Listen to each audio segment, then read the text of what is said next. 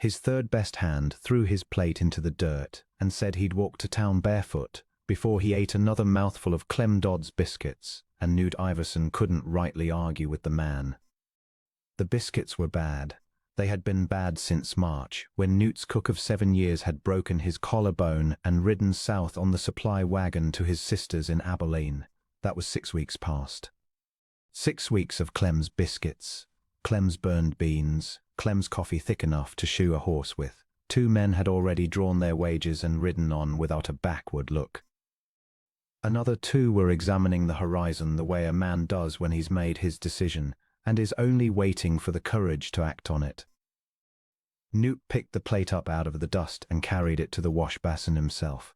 He was not a man who lost his temper in front of his crew. He'd built the Rolling Y from a one-room claim on bare grass, and he had learned that a rancher who loses his composure loses his men.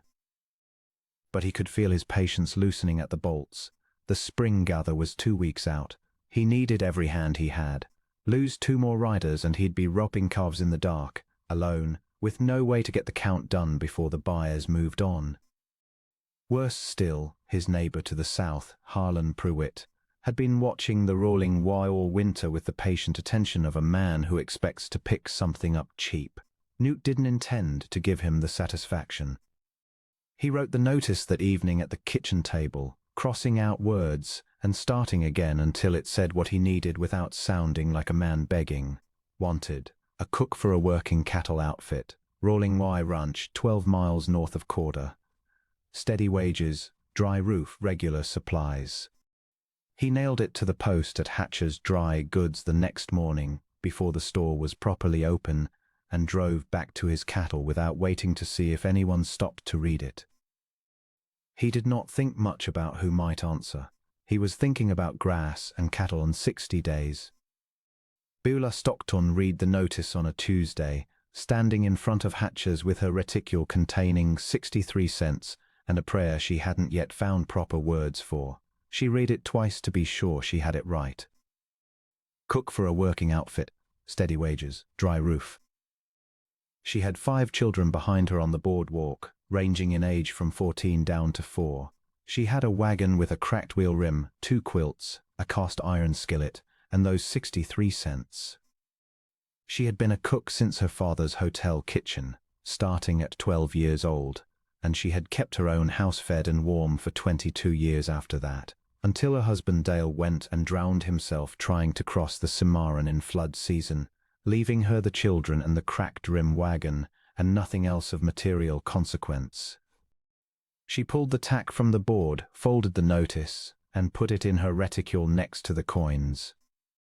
Newt Iverson was mending fence on the east line when he saw the wagon coming down his road. It listed slightly to the right, which told him about the wheel before he got a good look at it. He straightened, pushed his hat back, and watched it come. When it stopped at his gate, a woman climbed down from the seat.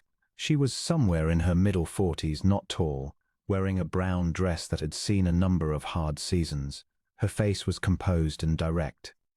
Behind her on the wagon bed he counted 1, 2, 3, 4, 5 pairs of eyes looking at him over the rails with varying degrees of curiosity and wariness.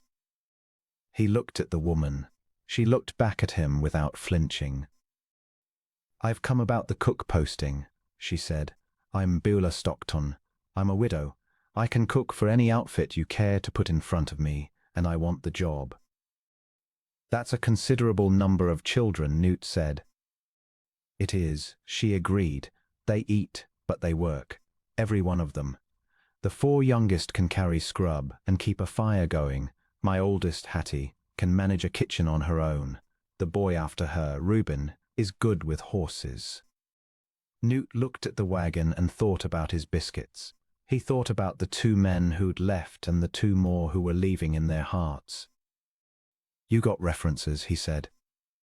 "I've got results," she said. "Let me cook your supper tonight. If it doesn't satisfy, I'll be back on the road in the morning. No argument from me." He wasn't sure what made him say yes as readily as he did. The directness of her, maybe. Or the 63-cent courage of a woman who'd driven 12 miles on a cracked rim with 5 children and asked for work like she was doing him the favor of considering him. "Gates open," he said. Clem Dodd looked at Beulah Stockton the way a territorial dog regards a newcomer, stiff, sideways, ready to make noise. He stood in the kitchen door with his arms crossed while she surveyed the space, opening cupboards, lifting pot lids, checking the flour bin with 2 fingers and bringing them out grey with weevil dust. "This flour's got weevils," she said pleasantly. "It's the only flour there is," Clem said. "Then we'll sift it." She turned to Hattie. "Sifter, if there is one." To Reuben. "Get that fire up. All the way." She had her sleeves rolled before either child finished moving. Clem retreated to the bunkhouse, where he would make various predictions about the evening that would prove entirely wrong. By 6 o'clock the kitchen smelled like something Newt had genuinely forgotten was possible. The hands came in from the barn by one with their hats held at their sides, stopping in the doorway and breathing in before they sat down. 2 of them looked at each other across the table the way men do when something unexpected and good is unfolding, and they don't want to remark on it in case it disappears.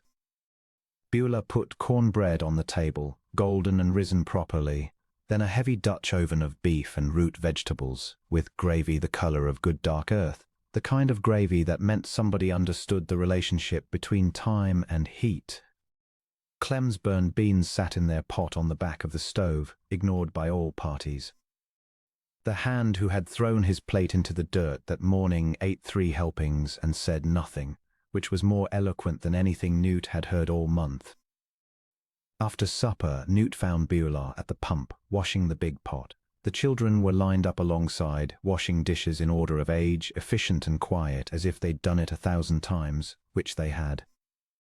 "Wages are $12 a month," he said.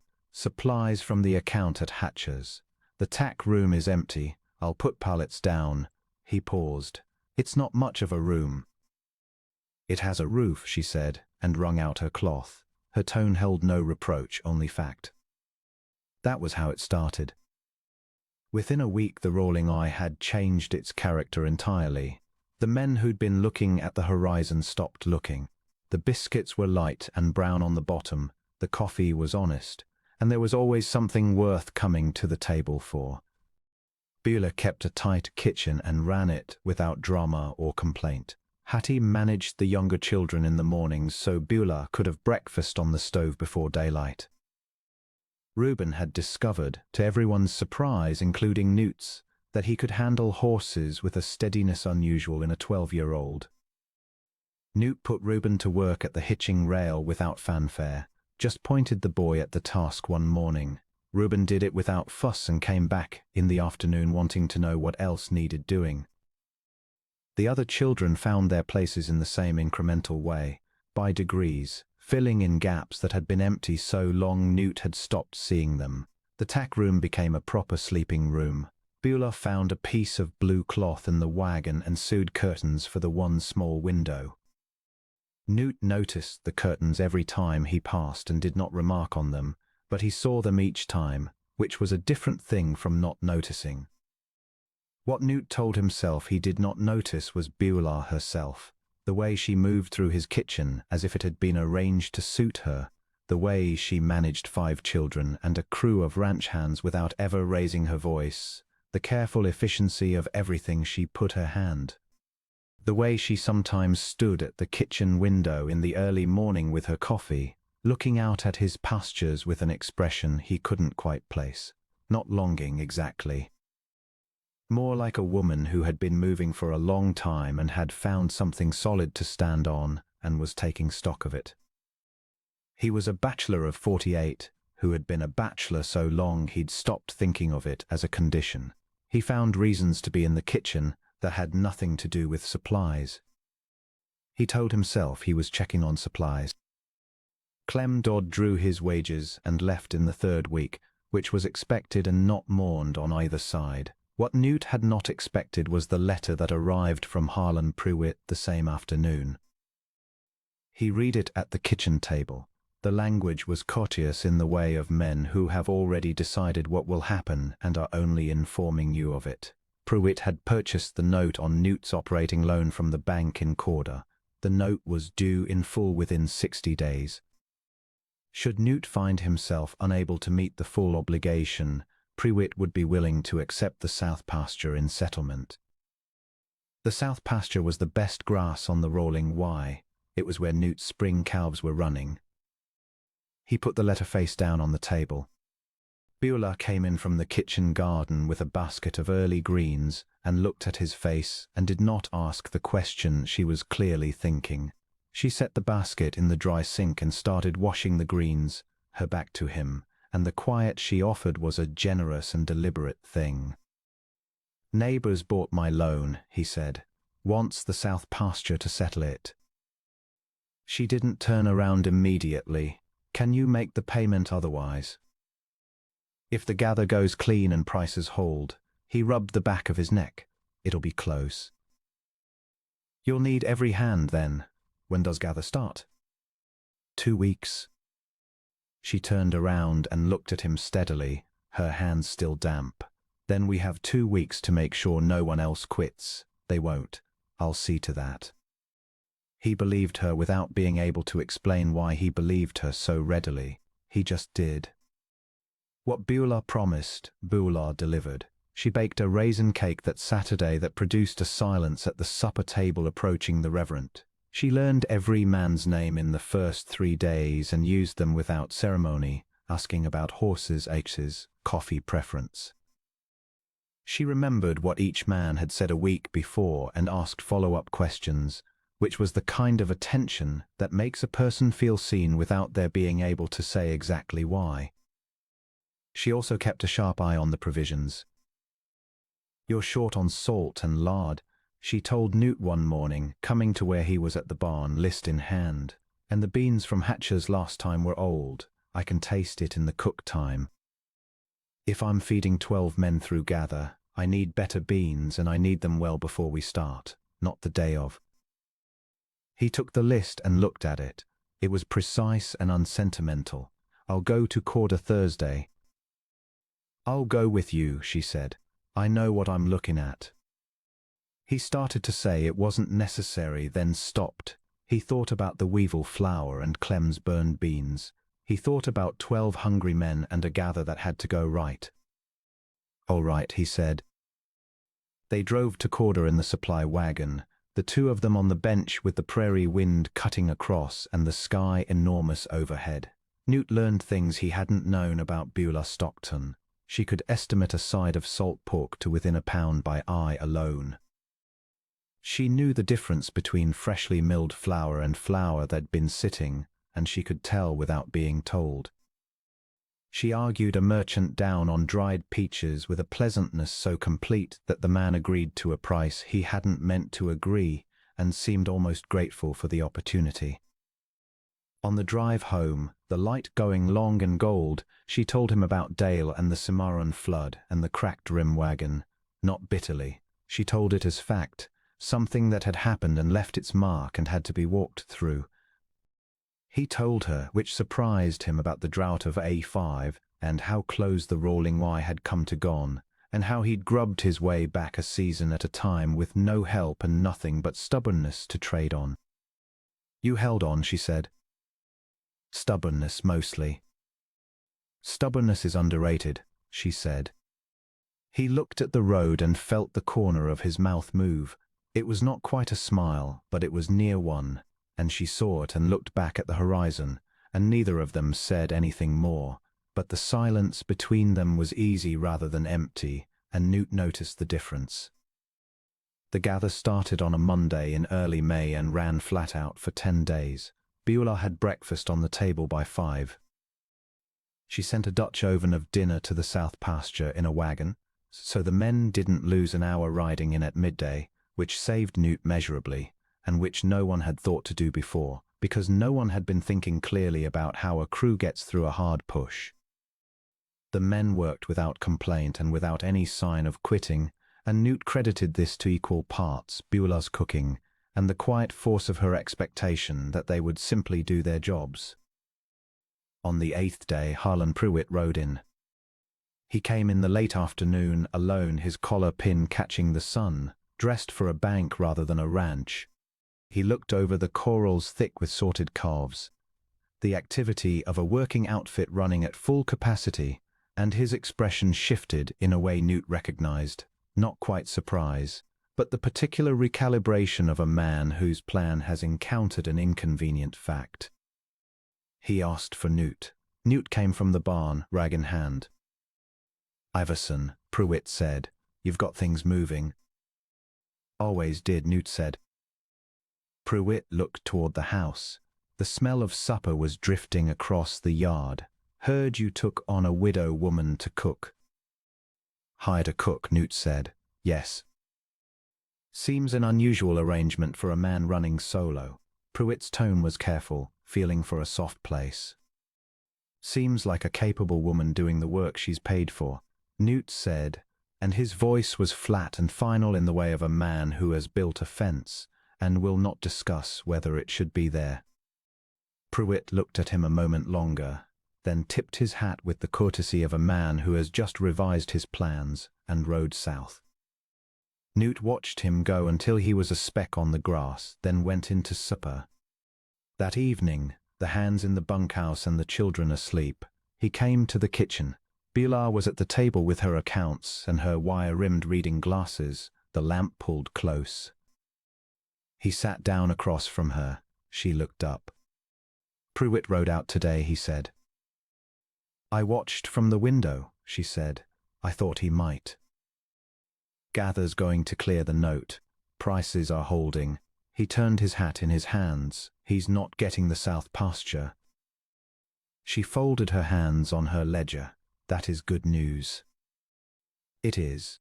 He set the hat on the table. He was not a man who found words easily, which was why, when he found them, they meant something. "I want to say something and say it plain, because I don't know any other way." She waited, her hands still. "You saved my outfit," he said. "You came here with 63 cents. I heard you tell Hattie that first week, and you held this crew together through a gather that would have come apart without you. I'm not going to pretend I don't know that." "You gave us a roof," she said quietly. "That matters more than you know." "I want to keep giving you a roof," he said, and his voice came out rougher than he intended, the way his voice always did when something was real and he couldn't polish the edges of it, a permanent one. For a long time, he looked at her directly. "I'm not an easy man. I'm gruff and set in my ways, and I am fully aware that $12 a month and a tack room is a poor sort of opening offer. But I'm asking, Beulah, I'm asking you plain." She studied him over the tops of her wire-rimmed glasses. Something moved across her face, not surprise exactly, but something that had been held under pressure for a long time and was at last being given room. "You're asking a woman who comes with 5 children," she said. "I know how many," he said. "I've been counting since the day you drove up to my gate." The lamp flame bent in a current of air from somewhere and steadied again. "Then yes," she said, and her voice was steady and clear. "That's plain enough for me." Pruitt's note was paid in full on a Thursday in early June. Newt rode to Corder with the count settled and the bank draft in his breast pocket and watched the banker's face with a satisfaction he kept entirely off his own. He settled the debt to the dollar, thanked the man, and rode home. The prairie grass was green on every side, the afternoon wide and unhurried. He thought about the rolling while waiting, the smell of supper on the air, the 5 pairs of eyes that had taken to watching for his horse on the road with an expression he had stopped pretending not to understand. Beulah was on the porch when he came up the road, shelling peas in the late light, the silver in her hair bright against the afternoon. She looked up and read his face and smiled, not a large smile, but a real one, the kind that comes from somewhere deeper than pleasure. He tied his horse at the rail and walked up the steps and sat down in the chair beside her. "Down," she said. "Done," he said. She went back to her peas, and he sat in the chair beside her that had been empty for longer than he cared to count, and he stayed there until supper, and that was right. The wedding was in July, small and plain, at the church in Quarter. Beulah wore her good grey dress and Newt wore his one good suit, which had been purchased in 1879 and still fit him in the ways that mattered. The preacher said the words and Newt said his, plain and direct, the way he always said things that mattered to him. When they drove home to the Rolling Wye that afternoon, the summer light deep gold across his pastures, the south pasture safe and green below a sky going rose at its edges, Newt Iverson looked at the woman on the wagon seat beside him and understood, with the particular clarity of a man who has spent too many years alone, what he had come so close to never having. He reached over and covered her hand with his. She turned her hand over and held on. The blue curtains were in the window. The kitchen smelled like home. The outfit was whole and would stay that way. That, Hattie would tell her own children many years later, was how the Rolling Wye got its family, and how her mother finally came home.